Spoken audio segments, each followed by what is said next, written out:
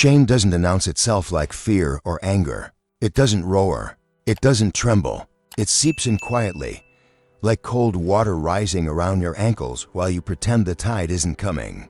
A Spartan understood this better than any man alive, because in Sparta, shame wasn't just a feeling, it was a sentence, a force that could break the strongest warrior long before any enemy ever touched him. And tonight, you will see why. It begins in darkness. A warrior stands alone, shoulders tight, jaw locked, breath held as if the very air might expose him. No blood drips from his body. No blade has cut his flesh. But inside, he is wounded deeply, invisibly, by something far more corrosive, the belief that he has failed someone he was sworn to honor. And to a Spartan, that was worse than death. You've felt it too, haven't you? That sting behind the ribs, that tightening of the throat. That moment when you look at yourself, not the mask, not the posture, not the version you show the world, but yourself, and you silently ask, what have I done? What did I become? Spartans knew this question could either destroy a man or forge him into something unbreakable. Because shame, left unchecked, doesn't stay quiet. It whispers, you're not enough, you failed, you don't deserve to rise again. And the more you hear it, the deeper it digs, not into the skin, but into the identity. A Spartan didn't pretend he was immune. He confronted it, brutally, honestly, because the only thing worse than feeling shame was running from it. Cowards ran. Warriors stood still and listened. Before we follow the warrior deeper into this story, pause for a moment. If this opening is already hitting somewhere you don't talk about, somewhere you usually keep locked behind your ribs, then hear this. If this story is touching you, comment below where you're watching from and what time it is there, because shame grows stronger. In silence, you break it by stepping out of it. Now, return to the warrior. He stands at the edge of the training grounds long after every torch has burned out. The night is cold, but his thoughts burn. He replays a single mistake, a moment of hesitation, a lapse in judgment, one breath too slow, and it haunts him more than any enemy could. Yet here is the truth Spartans carved into their bones. Shame is not the end of a man. It is the beginning of who he chooses to become next. And as the first light of dawn crawls over the mountains of Laconia, the warrior realizes something you must realize too. You cannot outrun shame. You can only face it or fall apart beneath it. There are moments a man remembers for the rest of his life, not because they were glorious, but because they were the exact opposite. Moments that strike like a blade slipping between ribs. Moments that strip away the image he built of himself and reveal the truth underneath. For the Spartan warrior, that moment came without warning. It was supposed to be a routine drill, a formation test every soldier had done 100 times. Shields locked, steps synchronized, discipline absolute. But on that day, the warrior's mind faltered for a single heartbeat. One intrusive thought, one crack in focus, and the shield slipped. A small mistake, a fraction of a second. Yet in Sparta, a fraction was enough to condemn a man. His shield clattered against the dirt. The formation broke, and an entire line of warriors turned their eyes toward him, not with anger, but with something far worse, disappointment. That sound, the shield hitting the ground, echoed louder in his skull than any battlefield roar he had ever faced. To him, it wasn't metal falling. It was identity collapsing. He knew the laws. A Spartan could fail himself, but he could not fail the men beside him. Shame struck faster than any spear. His breathing tightened. His chest hollowed. He felt small, smaller than he had ever allowed himself to be. Every lesson from childhood, every oath sworn, every expectation carved into his bones, all of it pressed down on him like the weight of a mountain. He tried to stand tall, but his body betrayed him. His hands shook, his eyes dropped, and that was the moment he truly fell, not when the shield hit the earth, but when he lost the courage to meet the gaze of his brothers. You've been there too, haven't you? Not in a phalanx, but in life. One mistake, one slip, one moment where you weren't who you were supposed to be. Maybe it was at work, maybe in a relationship, maybe alone when no one else was watching, but you knew. The Spartan's mind raced with the same poison that eats at you. They'll never trust me again. I ruined everything. I'm not who I thought I was. And here's the part no one warns you about. Shame doesn't just attack your past, it attacks your future. The warrior imagined every path closing in front of him, his honor questioned, his worth diminished, his voice no longer carrying weight among those he respected. In his mind, he had already been judged, already been diminished, already been cast into the shadows. But Sparta had a way of revealing truth through pain, because sometimes a man needs to see himself fall, to understand what he must rebuild. As the warrior bent to pick up his shield, the earth felt colder than ever. He felt the eyes on him, the silence, the judgment, and yet something inside him, something ancient and stubborn, refused to die. He would not let this moment define him, but it would transform him. And whether you know it or not, you're standing at the same crossroads. When a Spartan stumbled, he didn't hide. He couldn't. His life belonged to something larger than his own pride. And so, the warrior found himself standing before the council of elders, a half-circle of men whose eyes had seen more winters, more battles, and more broken souls than he could imagine. They did not shout. They did not humiliate. Sparta had no need for theatrics. Silence alone was judgment enough. The oldest among them, Leonidas's own teacher, stepped forward. His face was carved with deep lines, each one a reminder of the lives he had lived and the men he had buried. He examined the warrior with the calm brutality of someone who cared more about truth than comfort. Finally, he spoke. Your shield fell, a simple statement, but it hit harder than any accusation. The warrior straightened his spine, forcing himself to hold the elder's gaze. His throat tightened as he replied, "Yes, my lord." Another long silence. Then the elder asked the question that every Spartan feared. Why? The truth burned in the warrior's gut.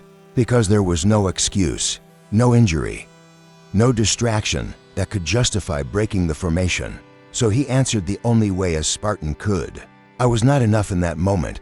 The elders exchanged glances, not of anger, but of recognition. They had all tasted failure, all felt shame, all carried scars from moments they wished they could erase. But they had learned the lesson the warrior was just beginning to understand.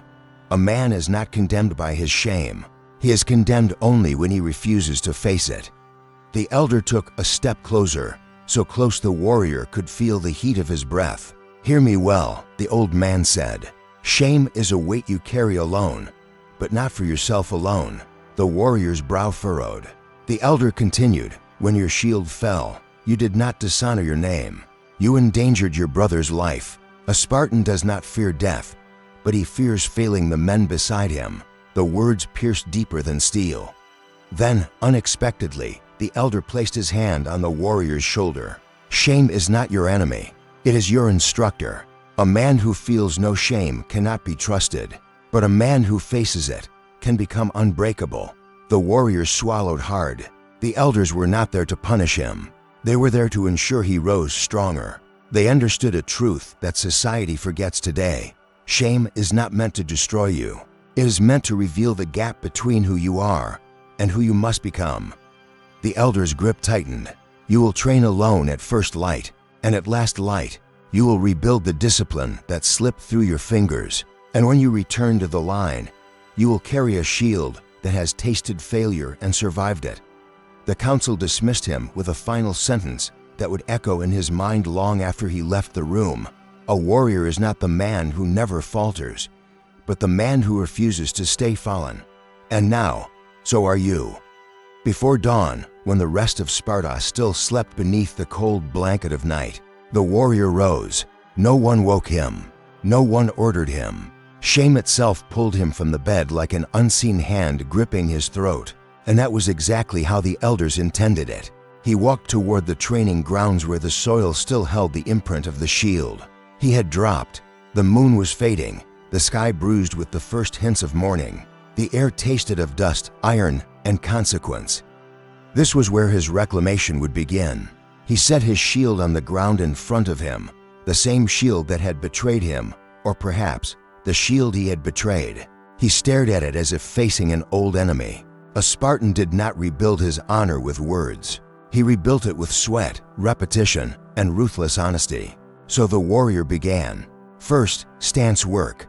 Hundreds of times, feet planted, knees bent, spine rigid. Then, shield drills.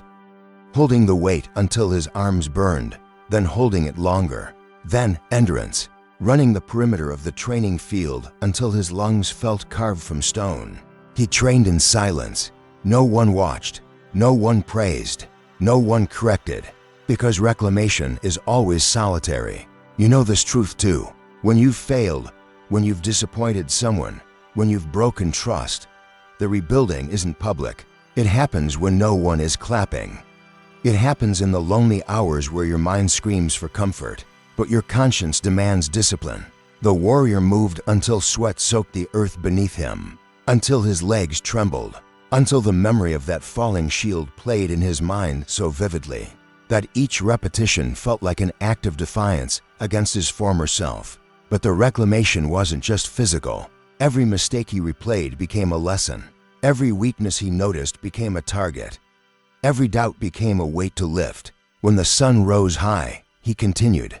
When it fell again, he was still there, training at first light and last light, exactly as the elders commanded. And slowly, something shifted. The shame didn't vanish. It sharpened.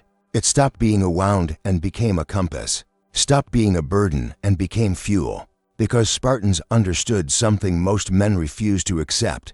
Discipline is the only antidote to shame. Not forgiveness, not validation, discipline.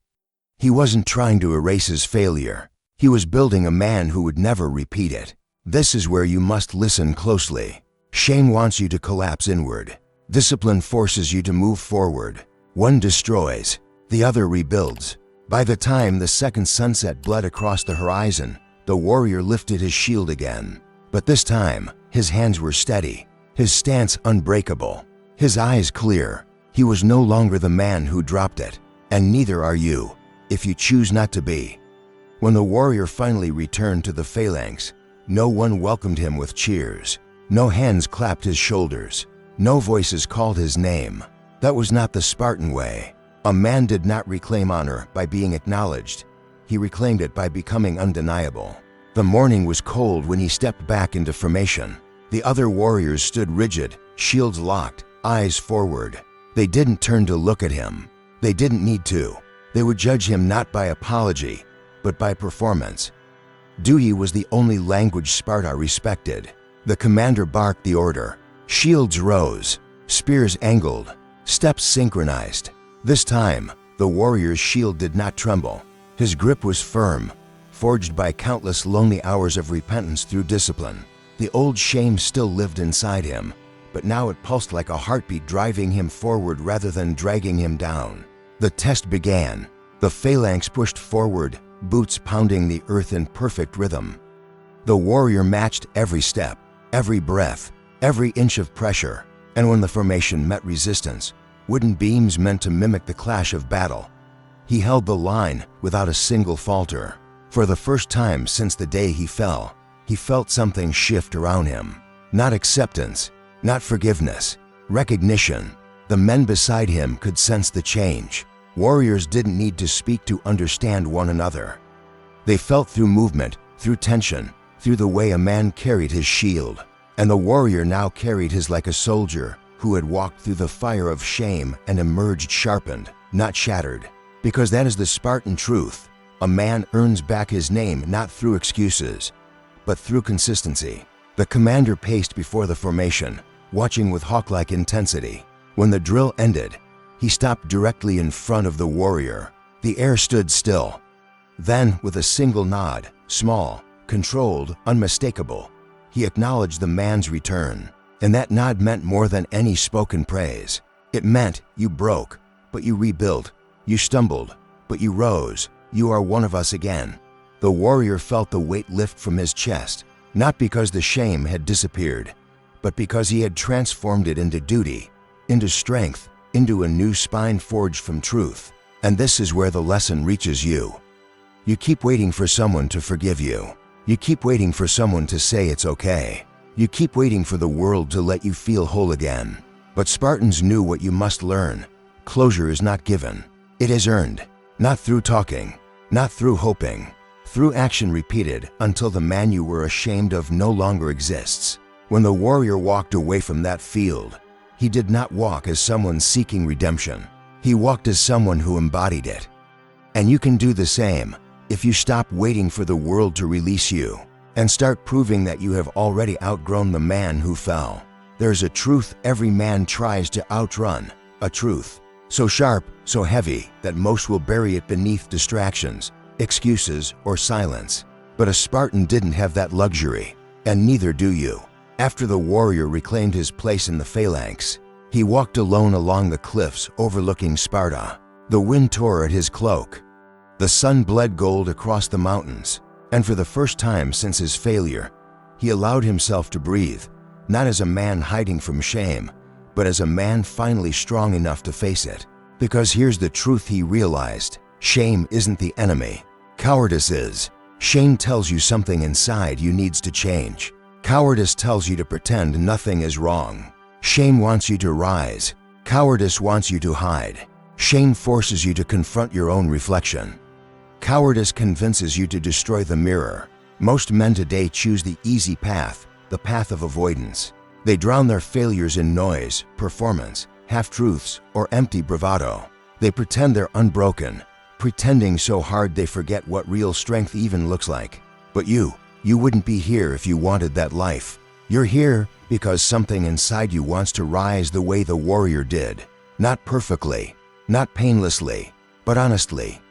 As the warrior looked over the valley, he understood something the elders had been silently teaching him all along. A man becomes dangerous when he no longer fears the truth about himself. Not because he is reckless, but because he is whole. Shame had not ruined him. It had revealed him. And now it reveals you. Think about the mistake you carry, the one that still burns, still echoes, still claws at the back of your mind when the world goes quiet. You keep trying to erase it, but that's not the Spartan way. You don't erase the wound. You integrate it. You make it part of the armor. You let it sharpen the places where you were once dull. The warrior returned from the cliffs with a clarity he had never known before. He no longer needed to prove himself to anyone. His duty wasn't to approval. It wasn't to image. It wasn't to the version of himself he wished he could be. His duty was to truth, to discipline, to the brotherhood depending on him, and to the man he would become through unrelenting effort.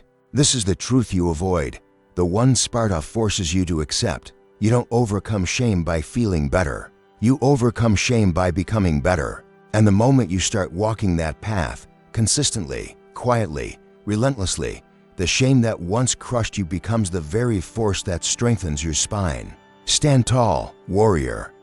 Your next step determines the man you will be remembered as. You've walked beside the Spartan through failure, judgment, discipline, and rebirth. You've seen him fall in front of his brothers.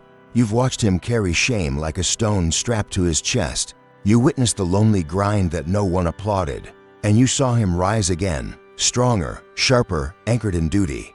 But here's the twist you didn't see coming. The warrior never truly feared dropping the shield. He feared becoming the kind of man who pretends he never dropped it. That's the truth that separates boys from men and men from warriors. The world today rewards denial. It praises the curated version of yourself, the mask polished enough to hide every crack.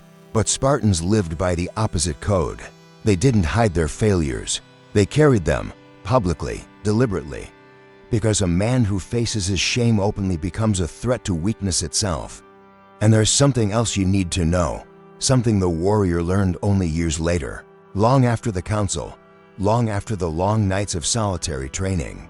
The other warriors, the ones whose eyes he felt burning into him the day he fell, most of them had failed too. Not in the same way, not as visibly, but they had all tasted shame, all carried private wounds, all understood the way he was fighting under. They didn't judge him because he failed. They judged him because they needed to know whether failure would turn him into a liability or a brother forged by truth. It wasn't the mistake that defined him. It was his response. And now the weight of this story shifts from his shoulders to yours. You keep thinking your shame disqualifies you, that your mistakes exile you from the man you wanted to be. But what if, like the Spartan, your shame isn't proof that you're broken? but proof that you're awake. What if the very thing you're hiding is the thing that could make you stronger than you've ever been? The Spartan didn't rise because someone forgave him. He rose because he stopped lying to the world and to himself. And that's the challenge laid at your feet right now. Stop performing. Stop running. Stop pretending the shield never slipped. Pick it up, hold it. Feel its weight. And then become the man who will never drop it again. Not because he's perfect, but because he's forged. A warrior is not shaped by victories. A warrior is shaped by the moments he refuses to stay fallen. So ask yourself right now, what man will you choose to become when the world isn't watching? The Spartan already knows his answer. Now it's your turn, warrior.